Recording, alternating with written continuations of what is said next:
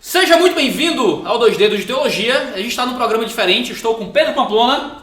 Fala galera, tamo junto aí de novo no 2 Dedos. Vocês conhecem ele do review e do podcast do Baixo Clero. E Guilherme Nunes aí, amigo de velha data. Vocês conhecem do Baixo Clero, do De Olho no Texto, do Pergunta ao Pastor. Tamo aqui. E tudo mais, certo? E hoje a gente, assim, vocês mandam perguntas muito difíceis pra mim. Aí eu pedi ajuda porque eu não sei mais responder, vocês. Aí eu chamei eles pra gente poder lidar com as perguntas que vocês mandaram lá no Instagram do 2 Dedos de Teologia e outras que a gente vai inventar que vocês mandaram, porque a gente quer muito falar a respeito. Como, por exemplo, a gente quer muito fingir que vocês perguntaram sobre Igreja Preta.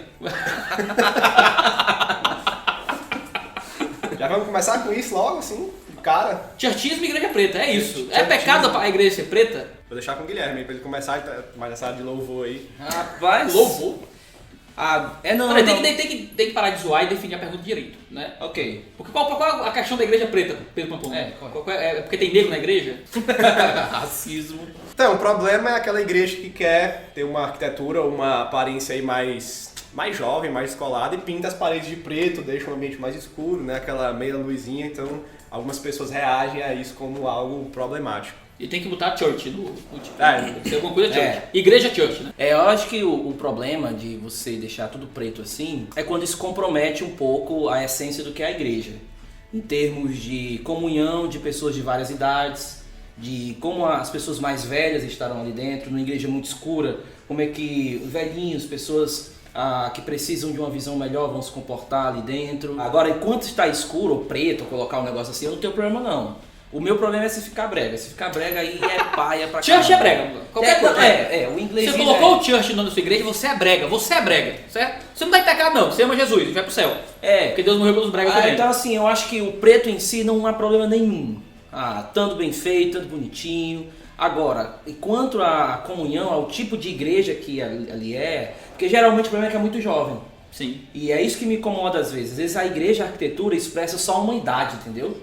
E essa expressão de unicidade eu acho que me incomoda. Tô com o Guilherme nessa daí. Eu gosto de igrejas que são mais bonitinhas, mais escurinhas. Eu acho que essa questão estética é uma questão importante hoje em dia. E a gente tem que ter cuidado só com isso, de não atrelar essa questão de aparência e tudo a um único tipo de mensagem, um único tipo de público. Essa talvez também a dificuldade de você poder até ler a Bíblia na igreja, sim, né? sim. Porque tá muito escuro. Mas eu gosto, cara. Eu gosto dessa pegada mais moderna, mais diferente assim da igreja. Contanto que você mantenha ali a igreja saudável. Eu acho que isso não faz muita diferença, não. É aquele velho debate da forma versus conteúdo, né? Será que a forma importa? No fim das contas, importa muito. Mas, no fim das contas, a forma comunica muito pouco. O conteúdo é que é o que é realmente relevante. É que nem aquela questão da teologia do coaching, que a gente comentou no podcast do Baixo Clero. De que a galera critica o David Leonardo por motivos errados. Assim, aqueles pregam no banquinho, e é tudo meio escuro e tem luz. E qual o problema? Né? E é bonito. É bonito. Ele também é bonito. Ele é um cara bonito. Não, aí fica... Você que era disso que estava falando. É a realidade, cara, que tem muita gente assim, chata, vamos usar essa palavra, né? Que reclama, o púlpito da igreja tem que ser um púlpito de madeira desse tamanho e tal, a igreja tem que ser branca, a igreja tem que ter isso. A igreja, eu já vi cara dizendo que a igreja é mais ortodoxa porque ela tem banco de madeira, não pode ser uma cadeira de plástico ou aquelas cadeiras mais, tipo essas cadeiras mais modernas aqui. Banco de madeira. Então o pessoal é muito chato. Imagina. Aqueles que tem uma almofadinha dá pra sentar direitinho, mas madeira total é osso. Ginoflexório é um negócio legal. Gino, o quê? Também sei o que é isso. Você não for pro seminário não, que é isso, gente. Não, mas... Aqueles bancos que tem um negócio que você gira aqui embaixo, que aí tem uma almofadinha pra você se ajoelhar. Não, isso é catolicismo, né? Eu vou pro extremo do dietismo agora, né? Eles têm o ginoflexório do capeta, cara. É isso, cara. É bonito você ajoelhar ali pra rezar e tal. Pra orar. O que a gente precisa pensar é que tudo na igreja passa uma mensagem. Passa o símbolo, a arquitetura passa uma mensagem. Sim. E os antigos, eles sabiam disso. Por exemplo, em algumas igrejas da Reforma Protestante, o lugar do púlpito não era tão central ali na igreja. Ele era em cima, de lado, para poder pegar todo mundo de uma melhor maneira. Então, a arquitetura ela precisa servir a mensagem. E não a mensagem precisa ficar sempre a serviço da arquitetura. É preto, então vai ter que ser sempre isso que o Pedro falou. É uma mensagem só, é porque a nossa mensagem tem que ser emocional, tem que ter um teclado, tem que ter aquela coisa. Então, acho que a gente precisa aprender muito com os antigos, não imitar a arquitetura deles, entende? Mas eu acho que é entender que existe uma mensagem que a arquitetura passa. Sim. E essa mensagem ela é muito importante para a grande mensagem, a mensagem da fé audível. Então, às vezes, a arquitetura ela pode não ser pecado, mas atrapalha. e atrapalhando a mensagem, ela não está fazendo o serviço dela, que é enfatizar a mensagem, né? Tem um livro muito antigo sobre música na igreja chamado Jubilate. Eu nem lembro mais se eu concordo com o livro assim. Mas tem uma coisa do livro específico que eu lembro muito, que ele fala que a arte na igreja é uma arte funcional. Você pode ter aí fora a arte pela arte, o belo pelo belo. Na igreja não é assim que funciona. Você não vai para a igreja para apreciar uma manifestação artística. Sim, eu vou lá para ver uma arte bonita, ou ver uma música bonita. Você vai para louvar o nome de Deus, para ter comunhão com os irmãos e ser edificado pela palavra. O tipo de arte que a gente usa na igreja tem que servir a isso. Então a nossa arquitetura, como arte, ela não existe simplesmente para demonstrar a beleza de Deus, como era no Antigo Testamento, onde aquilo que era físico tinha um significado mais didático até. Mas a gente tem a arte de forma muito mais funcional. Como é que isso aqui ajuda a igreja? Isso fala sobre instrumentos, sobre iluminação, sobre cor de parede, sobre tipo de prédio, sobre onde o púlpito vai ficar. Por que é que fica o pastor geralmente mais alto falando? Porque é mais fácil de ver. Né? Porque o carro de som fica na frente, atrás, cima e embaixo. Tudo isso é uma questão que se pensa em termos de funcionalidade. Como é que isso vai ser mais útil? A cor da parede da igreja tem que ser a mesma coisa, fica mais agradável, se for escurinho. Sim. Sabe quem tem uma igreja com parede preta? John MacArthur. Olha aí, então pronto. Lá atrás Finalizou todo o nosso argumento. Então pode. lá atrás é pretinho, tem um canhãozinho de luz assim, ó. O negócio é bonito, cara. É bonito. E fica chique, fica bonito, fica elegante. A minha igreja não tem nem teto. Né? Então não dá nem pra conversar muito ainda. É sobre chique, isso. é chique. É ao ar livre, né? A gente reúne no estacionamento. Eu acho que só não vale, cara, como estratégia evangelística e missionária. Tipo assim, vamos tornar nossa igreja com uma boate, ou alugar uma boate pra galera pensar nisso e ir pra lá meio enganado e ter uma armadilha cristã desse tipo. Então isso aí exatamente. Isso aí é besterol, assim, né? Fazer um culto nesse ambiente assim, como uma ferramenta evangelística, eu não sei se eu me oporia de forma direta. Eu me oporia a criar uma igreja nesse ambiente, entendeu? Vamos aqui alugar a boate aqui uma noite, fazer um culto no mesmo horário, pra pegar essa galera que tá aqui em volta e... Tá, faz sentido, pra mim faz sentido. Agora, vamos fazer a igreja da boate aqui. A igreja funciona na boate e eu acho que isso não é muito útil nesse sentido. Pode ser um lugar muito melhor e tal. Então, pergunta boa aqui, que eu vou fingir que fizeram também. A igreja tem retiro de carnaval, mas a pessoa quer ir para um outro evento no período do carnaval. A pessoa diz que o evento que ela quer ir do carnaval. Mas é um evento cristão. Sim. Um outro evento, né? Parece que ela tá querendo. Agora tem retiro, eu quero ir pra micareta. Né? Quero beijar na boca. Não é isso não. Eu acho que não é isso não. A pessoa quer ir para um evento cristão que ela acha que vai ser mais edificante do que o retiro da igreja. Eita. Na igreja é incentivado constantemente que se vá para o retiro em termos de comunhão e tal, mas a pessoa quer muito ir para esse evento, é um evento grande, vai muitos pregadores e tal. Se ela for para o evento, se a pessoa está sendo insubmissa à sua liderança... Ela quer ir pra consciência cristã, né? Deve ser isso aí. A pessoa quer ir para a consciência cristã. É exatamente isso. Pronto. A pessoa tem retiro de carnaval na igreja, mas quer ir para a consciência cristã. É pecado ir para a consciência cristã? Rapaz, não é pecado, mas se você é membro de uma igreja, você se compromissou com aquela igreja e já está vivendo a vida da igreja. A minha opinião, né? Como pastor aqui. Todos aqui estamos só dando nossas opiniões. Se você tem, a sua igreja tem um momento ali que para ela é muito importante, é central, a igreja está investindo nisso, o pastor está investindo nisso, a liderança da igreja está investindo nisso, para mim o lugar que você deve estar é lá. A não ser, claro, que por algum motivo você não possa estar lá e possa estar em outro lugar, aí beleza, tudo bem. Mas se você vai escolher, eu sempre escolheria a minha igreja. Mesmo que no outro lugar esteja pregando John Piper, John MacArthur, Jay Carson. Eu não tenho compromisso com eles, eu tenho compromisso com o meu pastor e com a minha igreja. Então eu colocaria como preferência ou prioridade a minha igreja local, sempre nesses momentos aí que tem que escolher. Seu lugar é na igreja, na sua igreja. Aí acabou. Assim, pontualmente, eu não veria mal de alguém, pastor, vai ter retiro, mas a gente vai para uma caravana para a consciência cristã e tal. Eu não veria mal, assim, ser uma coisa pontual. Agora, sei lá, meu primeiro momento na igreja, o primeiro retiro que eu vou participar, ou faz alguns retiros que eu não vou, ou é alguma coisa importante por algum motivo. Eu não veria mal, porque assim, se for assim, eu não poderia viajar para Fiel, em São Paulo, e perder um culto domingo, ou algo assim, entendeu? Agora, o retiro da igreja é uma coisa que geralmente é um momento de comunhão especial, né? Já é uma atividade especial. Uma vez por ano, normalmente. Né? Normalmente uma vez por ano. Você perde muito em não estar na igreja, né? Comunhão, porque assim, às vezes a gente tem uma fé muito racionalista. Então, ok, eu vou estar ali ouvindo coisas sobre Deus também, e talvez ouvindo melhor, com pregadores internacionais, com gente top. Ótimo. O problema é que a fé não é só isso, não é só ouvir coisas. Perfeito. A fé é ter uma comunhão e um estabelecimento de relacionamentos com a comunidade. E é isso que você está sacrificando em nome de talvez um ambiente de ensino mais instrutivo. Porque talvez a pessoa diga isso, né? Eu tenho aqui o meu pastor local e eu tenho lá os maiores pregadores do mundo. Né? Então, obviamente, com vocês cristãos vai ser melhor que o retiro da Manaim, da minha igreja, ou de qualquer outra igreja que mandou a pergunta aqui. Certo?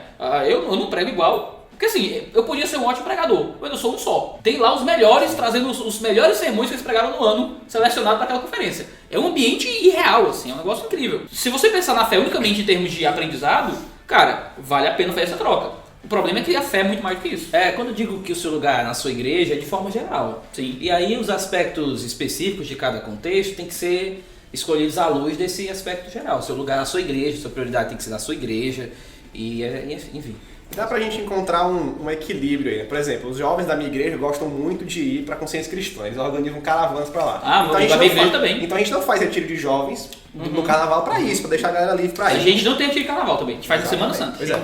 Os casais da nossa igreja gostam muito de ir pra Conferência Fiel, então a gente não faz nenhum evento também da igreja nesse período, a gente deixa o pessoal livre pra ir pra Conferência Fiel, então a gente vai adequando esses calendários pra deixar isso aberto pro pessoal, pra não criar nenhum conflito de agenda. Sim, Deus está dando pra gente bons eventos, gente fazendo um trabalho maravilhoso, por que a gente vai criar atividades na igreja justamente quando bate com eventos que poderiam ser edificantes para a própria igreja? Se sua igreja se reúne no número mais significante para ir, né? Se existe um grupo... vai um irmão ou dois? Sim. Eu diria só que o que não seria pecado aí, entende? Eu acho que esse lado da liderança autoritativa, dizer assim, não, você está indo, você está pecando, você tem que ficar na sua igreja, a doutrina lá é ruim, a doutrina lá enfim... Existem vários problemas, você está num processo de transição doutrinária na sua mente.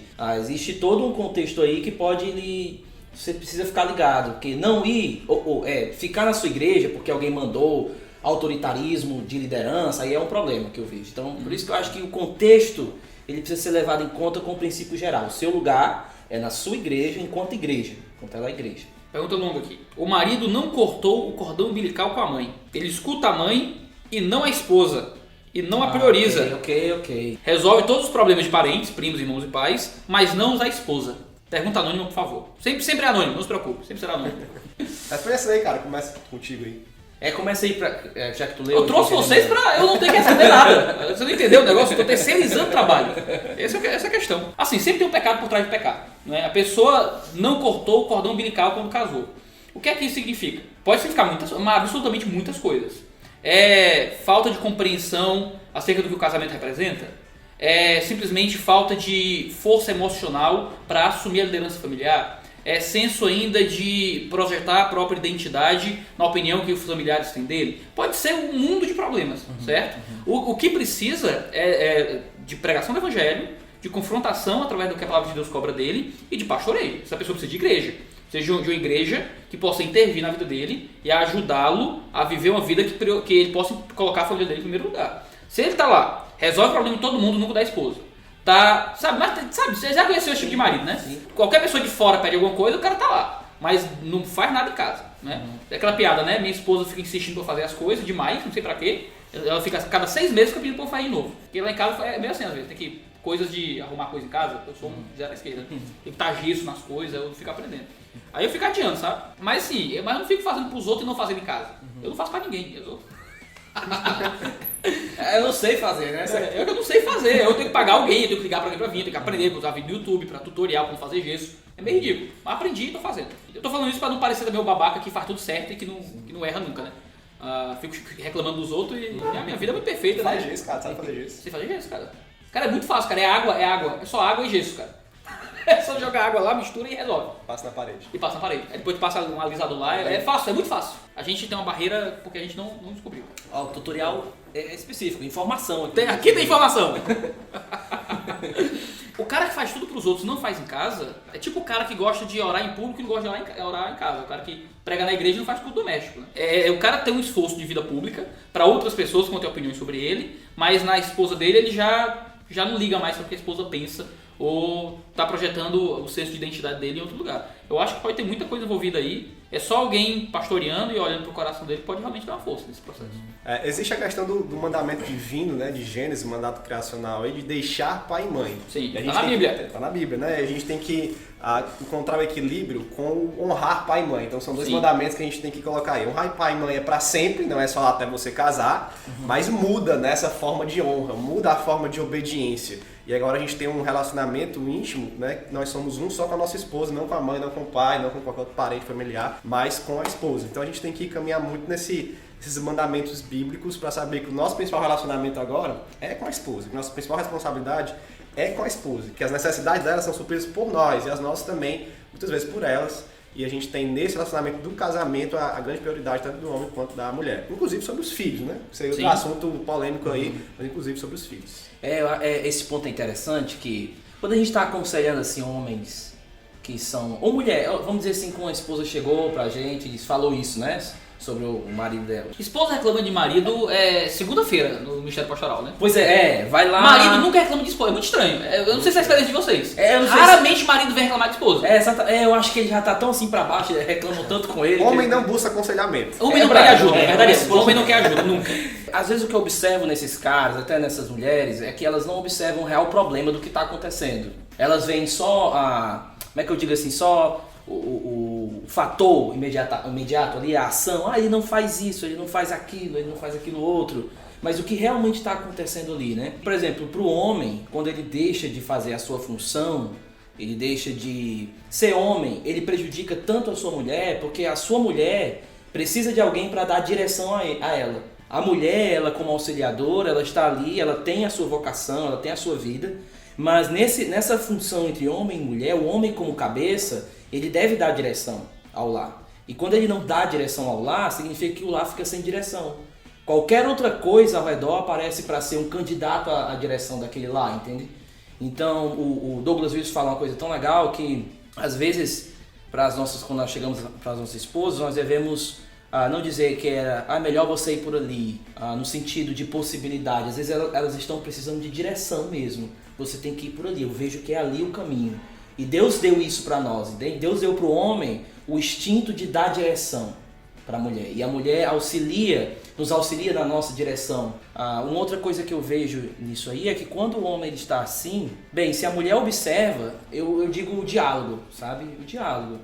Ela não vai ganhar nada falando isso para todo mundo. Ela não vai ganhar nada esculhambando o seu marido para as amigas. Ela não vai ganhar nada. Às vezes ela procura aconselhamento no sentido mais de desabafo do que aconselhamento, entende? E ela não vê que ela prejudica mais o lar do que ajuda. Então eu entendo que quando ela for a um pastor pedir ajuda, ela deve ter a noção de que o diálogo, de conversar com seu marido, diretamente com seu marido, e a gente sabe que o diálogo no casamento às vezes é complexo. Quer dizer assim, conversa com seu marido, a gente sabe que às vezes não rola. Às vezes é difícil o diálogo, não quer conversar, ou então nunca conversar sobre isso. Às vezes a pessoa não tem nem habilidade de conseguir colocar as questões pro marido direito, ou o marido não tem habilidade de ouvir, ou às vezes não quer responder corretamente. Você sabe o que eu aconselhei uma vez? Eu aconselhei uma mulher a fazer uma carta pro marido dela. Faça uma carta, você disse que não consegue falar, não consegue ir, então escreva, entregue a ele, pronto. E ela disse que fez a carta, e enquanto ela escrevia a carta, ela começou a pensar um pouco sobre algumas coisas que ela estava escrevendo ali, pensando assim, não, isso aqui está errado, não, o problema é comigo aqui. Porque eu dei umas diretrizes para ela escrever a carta. Observe se é um desejo seu ou se é pecado realmente. Separe isso. Aí quando ela disse que a carta tinha 5 folhas, o que tinha na mente dela era pensar que ia dar 5 folhas e deu apenas uma. Porque as outras 4 ela percebeu que ela tinha que mudar, entende? E ela deu pro marido dela e até que muitas coisas começaram a mudar depois daí. Esse diálogo por carta. É diálogo, não é o diálogo, não precisa ser falado. Manda um zap pra esposa. Essa é uma boa dica, eu ia falar isso, né? A minha esposa, às vezes, ela não consegue também colocar tudo que ela quer falar, ela manda um textão assim no zap pra gente, o marido ler, né? E tem que ler, né? Mas é uma boa forma de você superar essa dificuldade da comunicação também, tanto escrever ou escrever no aplicativo. No meu caso é o contrário, eu sou a pessoa que escreve melhor do que fala no meu relacionamento. Aí é meio complicado, assim, eu tô trabalhando aqui, eu escrevo, pronto, é isso aqui que eu vou falar pra minha mulher. Aí eu pago, porque eu acho ridículo mandar um zap pra minha mulher com alguma coisa, sabe? Aí eu saio e eu tô do escritório, eu vou, amor, eu tava pensando nisso aqui. Aí eu comento, converso e tal. Mas se a barreira é muito grande, cara, escreve, manda um textão no Telegram. Espera a pessoa sair de casa, pra ter uma desculpa, né? Dá 2 horas assim fora de casa, aí você manda um textão. Eu trabalho em casa, é meio ridículo mandar um zap pra minha esposa, né? Ela tá na cozinha e eu no escritório. Né? Eu acho que a gente tem que melhorar isso aqui. Ou então grava um vídeo, quando ela chegar em casa, a televisão abre de uma vez assim, pá, e aparece você. Manda o link do YouTube. Não, mas aí fica meio terror, né? Ela só aparece assim. I wanna play a game. O meu namorado não gosta de trabalhar. O que eu faço pra ele poder trabalhar? É muito comum. É muito comum? O que a namorada faz? O que ela faz, ela termina com o cara, bicho. Ela não gosta de trabalhar. Assim, no seco, no duro? Termina. Não sei se ela já tentou fazer alguma coisa, mas não é papel da namorada ficar forçando alguém a trabalhar. Isso é papel do pai, sei lá. E ela tá assumindo um papel que não é dela e no casamento vai ser a mesma coisa. Eu tomei uma posição como pastor, de aconselhamento, que não tem muito tempo a perder com o negócio de namoro. Bicho, namoro não presta, o cara não quer trabalhar, acaba com ele, cara, vai namorar com outro, casar com outro que Também gosta tô de nessa trabalhar. vibe. Eu acho que às vezes a gente fica batendo muito cabeça com namoros problemáticos, e aconselhamento de namoro problemático, às vezes é como se fosse casado. Cara, Isso me aconselhar incomoda namorado é demais. uma coisa que é muito, muito estranha. Porque o namoro é uma esculhambação, cara. Porque assim, o namoro tem algumas características de casamento sem ter nenhum compromisso de casamento. Sim. Então assim, tem que prestar contas, tem um relacionamento tem um compromisso um com o outro. Aí dependendo da filosofia de namoro tem até algum tipo de contato físico, tem beijo, tem tempo junto, sozinho e tal. Às vezes compartilha a vida financeira, compartilha certos propósitos e tal. Mas não tem um compromisso, não mora junto, não tem relação de autoridade e submissão, não tem um negócio que é pra vida. Cara, é uma marmota, cara. É. Agora sim, a primeira coisa que ela faz, imagina, ela começou a namorar faz 15 dias com o rapaz. E descobriu que ele não gosta. A primeira coisa que ela fez, descobri que o namorado não gosta de trabalhar. A primeira coisa que ela faz é terminar? Vai embora? Mas eu acho que ela pode conversar com ele, mas a gente às vezes tem que ser realista. Um rapaz que não gosta de trabalhar não vai passar a gostar amanhã. Certo. Né? Não vai acontecer. E aqui eu não tô dizendo que qualquer problema que você tiver no namoro, você é. pega e termina, né? Isso, Eu entendi isso, eu aprendi isso aí. O cara foi grosso não. comigo, vou acabar. Não, mas são coisas sérias. Sim. Um homem que não gosta de trabalhar é algo muito sério. Certo. Provavelmente ele vai casar e vai continuar não gostando de trabalhar. E talvez ele consiga um emprego, né? E vai trabalhar e ser um preguiçoso. E se ele não gosta de trabalhar, ele não vai também gostar de ajudar em casa, nem ajudar a criar o filho, porque ele é um homem preguiçoso. Então isso é muito problemático. Eu diria que ele precisa de um tratamento aí, de um aconselhamento, de uma revirada na vida, para depois ele pensar em namorar com alguém. Porque se você é um homem e namora com uma moça e não gosta de trabalhar, você é um irresponsável. Então ela está aí com um namoro fadado, um casamento também fadado ao fracasso, né? Tipo assim, Eu estou em choque. Eu achei que eu dava respostas duras, agora eu tô com medo, eu tô preocupado aqui. não, isso que o Pedro falou é importante. Você nunca vai casar com um homem perfeito. E portanto você nunca vai namorar Porque com o homem perfeito já casou, Guilherme Nunes. Não foi isso. Você nunca vai, então. Então não Eu tô adianta. tentando contratar ele pra fazer um negócio pra mim, eu tô babando ele com o máximo que eu posso. Então não adianta, você não vai casar com. Só que quando você estiver namorando, você tem que separar duas coisas. Aquilo que são imperfeições, que você percebe que é uma falha no caráter que pode ser transformada, e aquilo que são questões mais sérias, como o Pedro colocou, que você vai estar analisando de fora. Você não pode entrar como uma médica, entendeu? Às vezes a namorada, ela olha algo do namorado, ela já se vê como uma super heroína. Eu vou ajudar ele a superar. Só que tem coisas que você não vai conseguir fazer. Tem outras coisas que o namoro sim vai ajudar. Esse tipo de relacionamento vai ajudar a pessoa. Só que questões sérias assim, acho que precisa ser levado em conta. Então, eu diria assim, eu sempre aconselho assim. Os namorados precisam estar analisando, traçando perfil. Não de forma técnica, mas eles precisam... Cada ação precisa ser pesada no coração. Sim. Entende? Aconteceu alguma coisa, aí você pesou aquilo. Por exemplo, fulano não gosta de trabalhar. Beleza, o que isso significa? Qual é o sinal que ele está me dando como namorada? Como é que esse sinal ele vai ampliar para o casamento? Como é que isso vai acontecer? Tem certas coisas que não mudam, gente, não mudam mesmo. E eu diria a você vai sofrer perder algo aqui no namoro, e essa dor agora emocional vai te guardar para uma dor bem pior. Então você tem que escolher as dores que você vai sofrer. Se você quiser escolher uma dor maior, fique. Se você quiser escolher uma dor menor, acabe. Então você precisa escolher as dores. E aí se você escolher continuar, escolha a sua. E depois continue casado. Essa frase foi profunda, bicho. Eu vou encerrar aqui, a outra pergunta que tinha que era tão besta aqui. Vamos acabar em alto, vamos acabar nesse clima feliz. Vamos acabar com esse clima alegre aqui, vamos acabar aqui feliz. Não deixe de mandar o vídeo pros seus amigos, isso é um teste que a gente tá fazendo, certo? Vamos ver se funciona. Se vocês gostarem disso aqui. Se tiver mais de tantos likes, como é que faz, youtuber? Se tiver tantos likes, a gente volta! Eu não sei nem quanto é muito like, eu nunca vi o número de likes do canal. Eu não sei quanto é que é muito, quanto é que é pouco. Certo? Olha, eu sou o youtuber mais fuleiragem do planeta. Eu tenho gente pra saber dessas coisas. Então não deixe de mandar o vídeo aí pra galera aí dos YouTube aí, manda aí pro pessoal da igreja, a gente quer tirar mais das suas dúvidas. Se esse programa vingar, certo? A gente vai tentar fazê-lo mais, tá bom? E se eles quiserem, se eles não encherem o saco aí da gente também, certo? Porque o YouTube é um lugar, é terra de ninguém, é onde o filho chora e a mãe não vê, certo? E nem todo mundo tem estrutura psicológica pra isso, mas eu vou dar pra cada um deles aí uma cota de clorazepam, certo? Pra eles continuarem trabalhando com a gente aqui. Muito obrigado, Deus abençoe vocês, até a próxima.